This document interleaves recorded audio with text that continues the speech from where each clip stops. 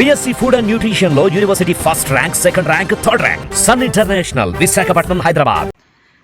చేమలక్కయ్య alias చామలక్కయ్య పాపం ఏదో కొత్తగా అధికార ప్రతినిధి పదవి ఇచ్చారు కదా అని చెప్పేసి ఎగిరెగిరి ఏదో వచ్చి నిన్ను నిరూపించుకోవాలని చెప్పేసి వీడియోలు చేయడం కాదు. అందులో ఉన్న సబ్జెక్ట్ ఏంది, మనం మాట్లాడే దాని మీద ఎంతవరకు వాలిడేషన్ ఉంటుంది అనేది కూడా చూసుకుని మాట్లాడాలి చామలక్క. లేకపోతే పరువు పోద్ది.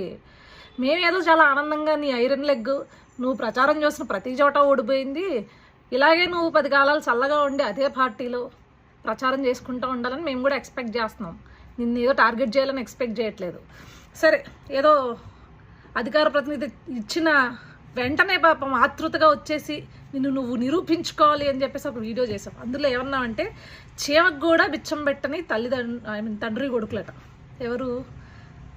అదెవరో తెలుసా? నేను పుట్టి బుద్ధి ఎరిగిన దగ్గర నుంచి, నాకు రాజకీయాల గురించి తెలిసిన దగ్గర నుంచి ఏదైతే నువ్వు పార్టీలో ఉన్నావో ఆయన గారు కావచ్చు, ఆయన తండ్రి గారు కావచ్చు, గవర్నమెంట్ తరపున కాకుండా, అంటే గవర్నమెంట్లో ఏదన్నా పథకాలు కానీ పెట్టారేమో తప్పించి గవర్నమెంట్ తరపున కాకుండా ఏనాడు సొంతంగా వాళ్ళు ప్రజలకు చేసింది కానీ లేకపోతే ప్రజలకి పెట్టింది కానీ ఏనాడు ఈ రాష్ట్రంలో ఉన్న ప్రజలైతే చూసింది లేదు, కనింది లేదు, వినింది లేదు. కానీ ఇక్కడికి వచ్చేసరికి నారా భువనేశ్వరి గారి ఆధ్వర్యంలో ఎన్టీఆర్ ట్రస్ట్ ద్వారా ప్రతి ఏటా కొన్ని వందల వేల జీవితాలు బాగుపడుతున్నాయి. ఎన్టీఆర్ ట్రస్ట్ ద్వారా చదువు చెప్పిస్తున్నారు చదువుకోలేని పిల్లలకి.